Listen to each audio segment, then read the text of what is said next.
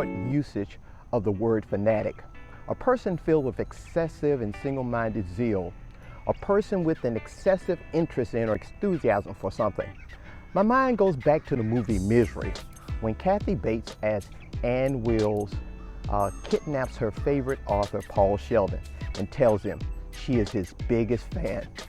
For those of you who are sports enthusiasts, you can't wait for basketball or football season to start because you are fanatical about your favorite team. Most men will say that they are not emotional, but just watch them as they're watching a football game on television. Look at their reaction when the team is down and at the last minute their team scores the winning point. It's wonderful to support others, but it's even more important for you to become your own biggest fan. Or should I say, to become fanatical about you and your purpose. In this series of short lectures, I will illuminate special points or suggestions to help you become the biggest fan for yourself. During the pandemic, sports had to be filled with cardboard fans, and crowd noise had to be pumped through the loudspeakers to help the players to get into the feel of being boosted to win against the other team. Or only a few fans were allowed to support the team because of the CDC mandates. The players were complaining because they realized that the fans for them made the game more exciting. Most of us are not that lucky in our daily lives to have an adoring fan cheering us to victory. In this series entitled How to Become Your Biggest Fan, I will help you realize that a pat on the back by others is appreciated, but is not required, because you will become your biggest fan or fanatic without apology or acknowledgement. You need to be your biggest fan and root for yourself along the way, and this is how. Have you ever had the experience of wondering what people see in you? Sometimes you ask yourself, who are these people seeing? When you look in the mirror, you don't see that person that they see. The universe is sending you a message about your self-image, about your self-worth. We're all filled with trash and junk and self-doubt and self-sabotage of our past life because our minds are negative biased. That means that our minds work like Velcro when it comes to negativity. For example, you may receive 15 beautiful, expensive gifts and receive one gift that came from Family Dollar. And your mind will home in on that one gift, and it will be the one thing that you will remember the most about the whole day. Not the positivity of all the beautiful things that happened, but the negativity of that cheap gift, because we are negative biased. The first step on this journey of finding yourself, your passion, you will have to deal with your inside world, your self-talk, so you will become the person that everyone admires on the outside of you.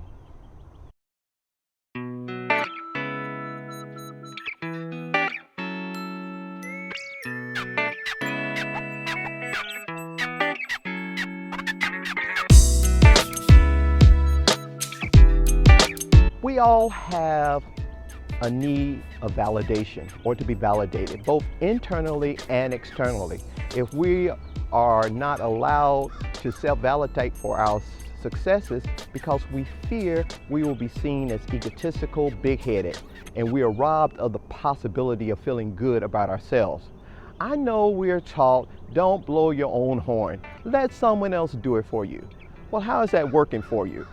Have you heard any horn blowing for you lately by others? When you know who you are because you have done the work, you've dealt with the hurts, the damage, the brokenness, the weeding out of the saboteur within and without, you have gone through the midnight of the soul. You have every right to let others know who you are and what marvelous feats you have and will accomplish. Nelson Mandela said it best. You are a child of God. Playing small does not serve the world. There's nothing enlightened about shrinking so that other people won't feel insecure around you. So go ahead and find the largest trumpet you can and blow your tune. You deserve it.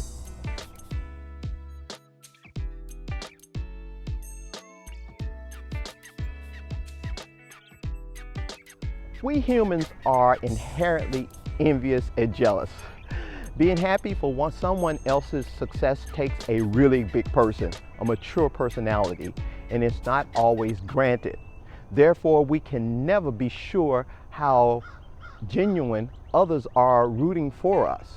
On this new journey that you're beginning, it's important to understand the circle of one. Our brains are able to receive ideas from other realms. If you are awake, you know when this moment happens. Sometimes you may even ask yourself, where did that idea come from? Or where did that thought come from? It came from the other dimension to help your journey become an exciting adventure, so that your passion and purpose to help spirit to lift the vibration of the earth and mankind is energized. But remember, you cannot expect others to feel the excitement about your idea that you do. They're on the outside looking in. Even if you tell them and you draw it on a whiteboard, their interpretation will come from their own experiences and knowledge. So there you have it. It would be nice for others to help you with your passion or your purpose, but they just won't have the passion because it's your journey, it's your passion, it's your adventure.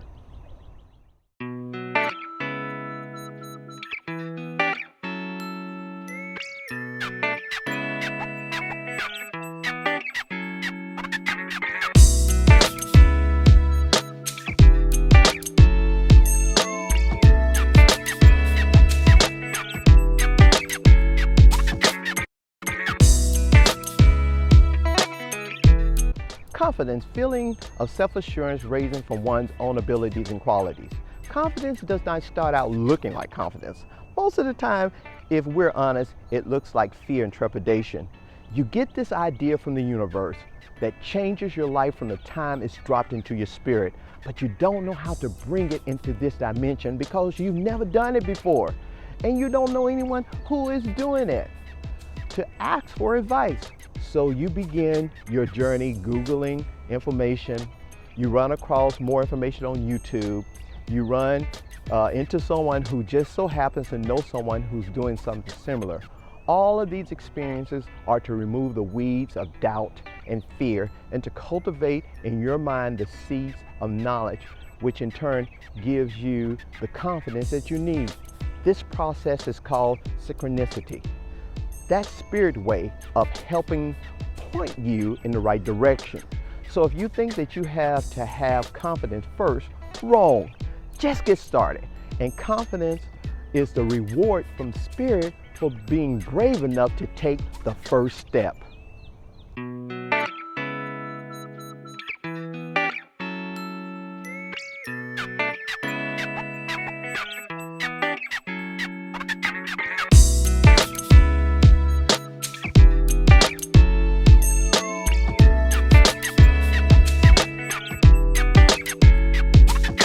Visualize yourself as that confident person.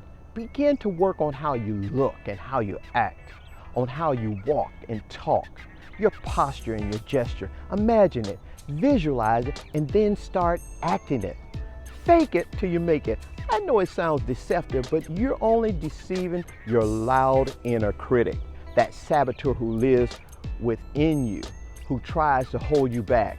What you think about, you bring about.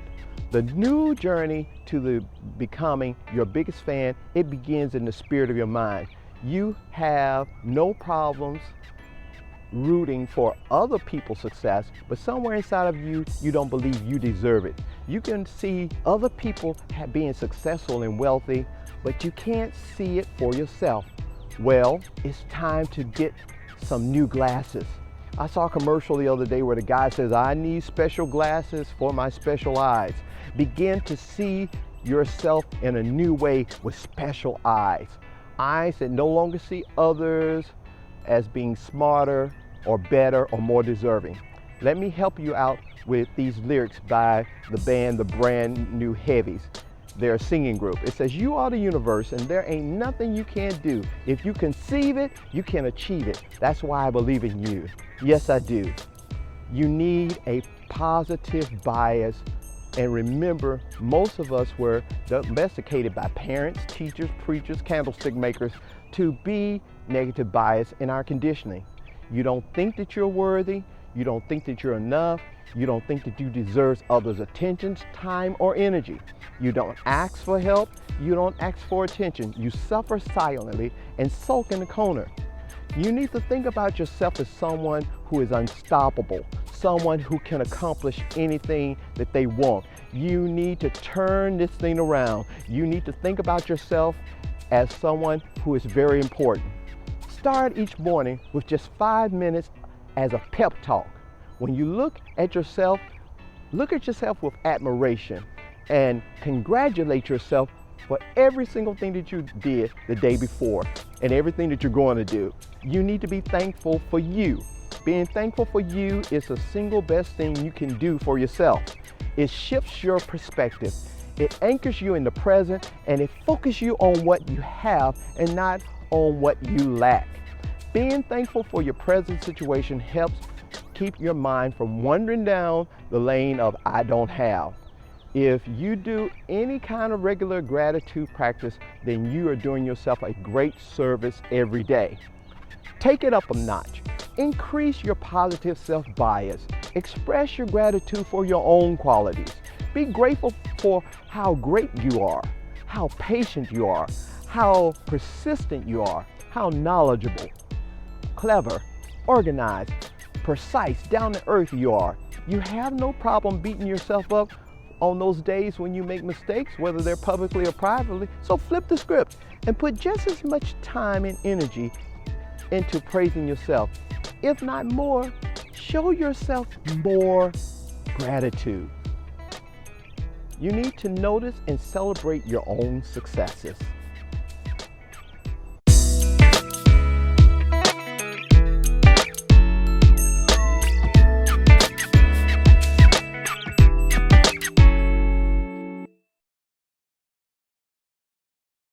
You need to learn to take a compliment. Before you get to be your own biggest fan, let others be it for you. Let them compliment you. Let them tell you how great you are. Let them believe in you even if you don't believe in yourself at the time. No need to instill doubt in them about your abilities. They find you extraordinary. No need to question their judgment. No need to reject their appreciation. Remember, there's a saboteur who lurks within you to snatch defeat out of the jaws of victory, to demean you and to belittle your accomplishments. Spirits want you to celebrate the higher you, not the small negative bias you. Never lie and say, oh, it was nothing. That's an insult to your own soul. Spirit, into Spirit who's continually blowing inspiration into you and to your ancestors. Learn to take a compliment. It's really not hard. It's just 2 words. Thank you and smile.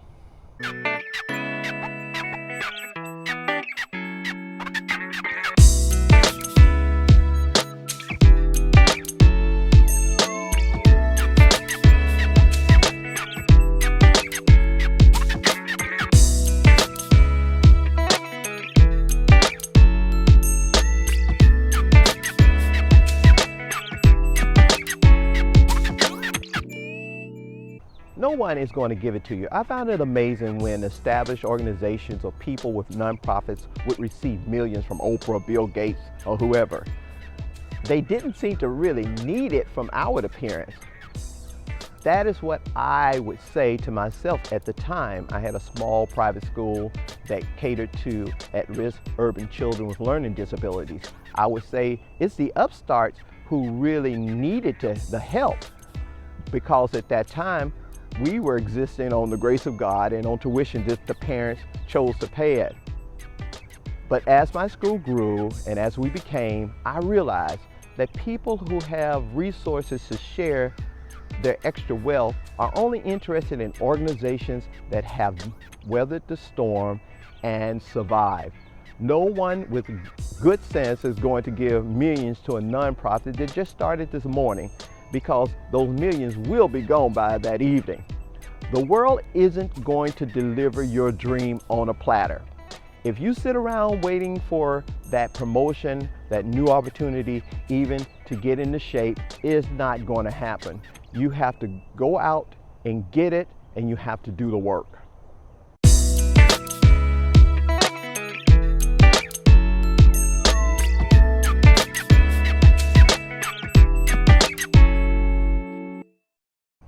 Plans. I think all of us at some time or another have flown by the seat of our pants. Simply put, we start a project, business, a marriage, we even adopt a plant with no real plan. Now, we had a plan, but it was not a long-term plan. We were running on emotions, adrenaline, and of course, warm, fuzzy feelings. Well, most of us, and as we know, these type of plans or these type of commitments don't last long. Even if the business was successful, we suffer from burnout and exhaustion, and it takes its toll, and we don't care about the money of success, we just want out of it. Remember, on this new journey of fulfilling a higher purpose with this idea or spirit-breathed experience, which is called inspiration, you need a plan. You need a playbook. You need a roadmap. If I stopped by your house and asked you to accompany me to Buck Tussle, Idaho, the first thing you would expect from me is to know the directions on how to get to this exotic destination. It's a wonderful thing to be inspired, to be filled with excitement, to feel the passion come back alive after past dreadful experiences, but realize these are just feelings and they are primers to get you started, because we all need these feelings to motivate us. Zeal is not enough for the long game. Knowledge is for those who expect to be around the next decade or even century. And this is bread for thought for you. Once you get started, always have an exit date.